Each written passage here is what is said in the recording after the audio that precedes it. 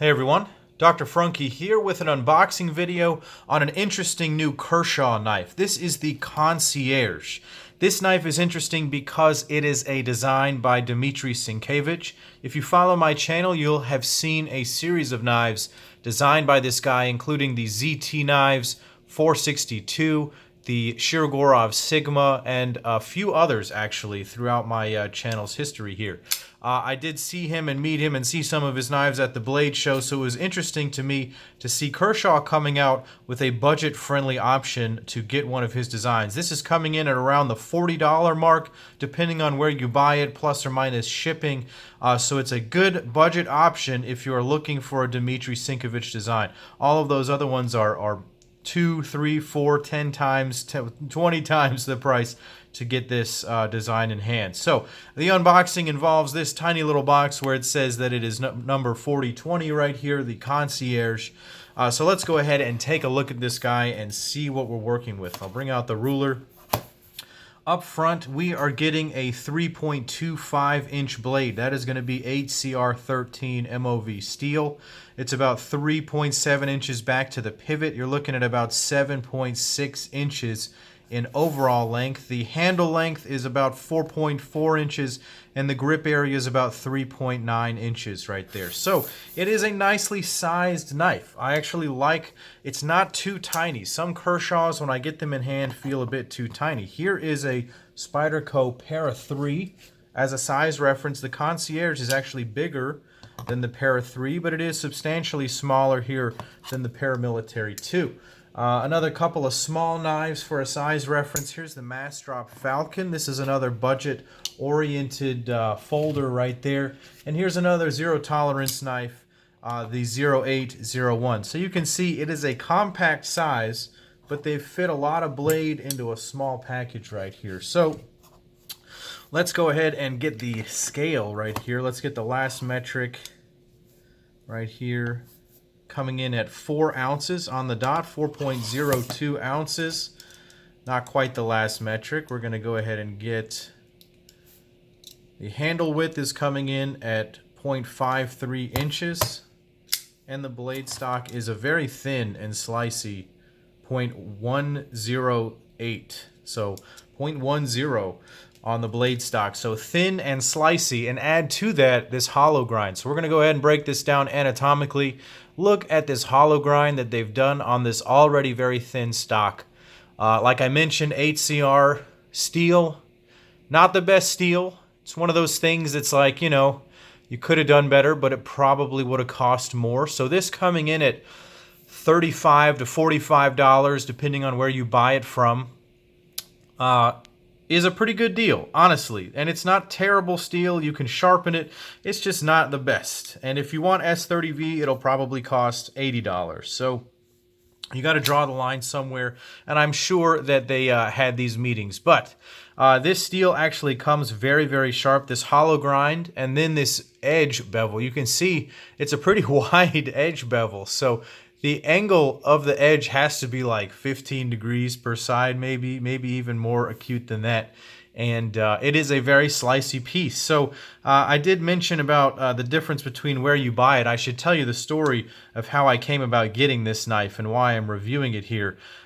This knife I purchased in San Francisco. I had to take a work trip where I couldn't bring my knives. I was traveling with only a carry-on, and so I didn't bring any knives.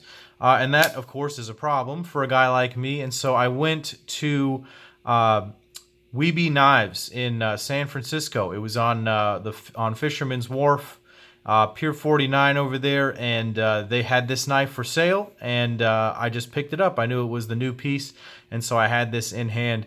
I got to meet a few members of the community as well, and that was a very fun trip, and I really enjoyed it. San Francisco was a cool city with some fun things to do there, including see a lot of homeless people. But moving on past that, let's go ahead and keep talking about the knife. You can see that the blade is coated in this PVD coating. It looks like it's going to be a gray color right here.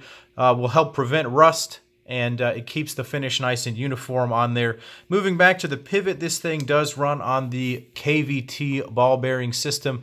That is some ball bearings in a cage in there, and it is very smooth. There is no assistance on this knife. That is the important thing to understand. They do not have the SpeedSafe system on the Concierge, and they don't need it because the detent and the ball bearings and the flipper tab are all made so that it flips perfectly every time. It is a crisp deployment, very easy to repeat it, and very hard to soft deploy it. So if I just break the detent, it won't fully lock up, but if you have any sort of force behind it, it's going to lock up completely, either in a push button or a light switch. The flipper tab has some jimping on it, but you don't feel it. Honestly, your finger touches only this part where there's no jimping, and so I don't know if it really functions well, but it's certainly not uncomfortable. The flipper tab is rather subtle. That is something that Dimitri is known for. He doesn't like to have big flipper tabs. The Sigma had an incredibly tiny flipper tab. So very, very cool here. This one, I think I should mention, is actually based, I believe, off of a model called the Cannabis that he had. And moving back to the handles, we're going to see what makes that so unique. The real defining feature of that model and now this model is going to be the handle and the way that the clip is oriented. So you can see there are some big grooves that are dug out of the handles here. These are G10 scales on top of steel liners. There's a G10 backspacer, so very uniform. The G10 is machined pretty well. I will say there's a little spot right here where there are still some machining marks. Tiny little flaw that may just be on mine, but small little fit and finish issue right there. But the real interesting piece is the way that the scoops are done here, because Dimitri hates the way that flipper tabs and the way that pocket clips get in the way of a design of a knife. And so what he did, he made the pocket clip disappear. So now it's not a hot spot anymore. You know, most knives, if you get one in hand, here's a little Gareth Bull field grade chamois. Everyone has a clip that sticks up a little bit, and in some hands it can be uncomfortable. In the wrong hands, in some hands it can be uncomfortable. But here he's sunken it totally in, so you don't even feel it. It's as if this does not have a pocket clip in the hand. It's quite comfortable. And honestly, it works well. I thought this was never going to grab the pocket. I was like, this is hidden down. There's no way. But because so much of the body is taken away, there's actually quite a lot of room for the material to slide up underneath that. And it actually grabs the pocket quite well. There's not too much tension. The way that this is milled out so that there's a little island of G10 right here gives it a little firmer grip. And it feels quite secure. So I'm impressed, honestly, with how this feels and how it functions. They've done it quite well here. He had a knife at the Blade Show this year in 2018 where he had clips like this on both sides and you could switch it between them. That's sort of his newest design philosophy right here. So this is really up to date with Dimitri's current design language, and I find that very neat.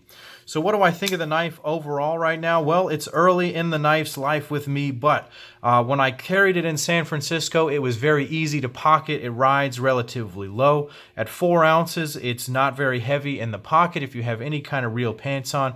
Even in gym shorts, it's not that bad. The slicey blade functions really, really well. It's ground well, and the edge is done very well. And it worked for all the cutting needs that I had. And I'm not afraid to beat on this. At $40 and an 8CR steel, it is not something I'm afraid to use. And so this will be seeing a lot of use. This will be seeing a lot of pocket time when I need something to beat on. And so I'm excited to get this Kershaw in hand. I'm excited that they have moved away from the SpeedSafe system. I like to see that there are fewer components that will fail. That's been always my hesitation, that those springs will ultimately fail. The action is done so well that you don't even need it anymore. So well done, Kershaw. Good on you for evolving your company and your knives in this way. I think that the fit and finish is pretty good, save for that one little area of machining marks. Everything else is smooth and solid and well put together. So for $40, I'm impressed. You get ball bearings, you get this nice G10 handle. The steel is kind of plus minus, but again, it's a budget model. So if you're interested in this model, check out the Kershaw Concierge. Thanks again to everyone I met in San Francisco and to Weeby Knives over there on Fisherman's Wharf for selling this to me. So thank you guys for watching. Go ahead and click like and subscribe to my YouTube channel here. Check me out on Instagram at Dr. Frunkey. And as always, guys, take care.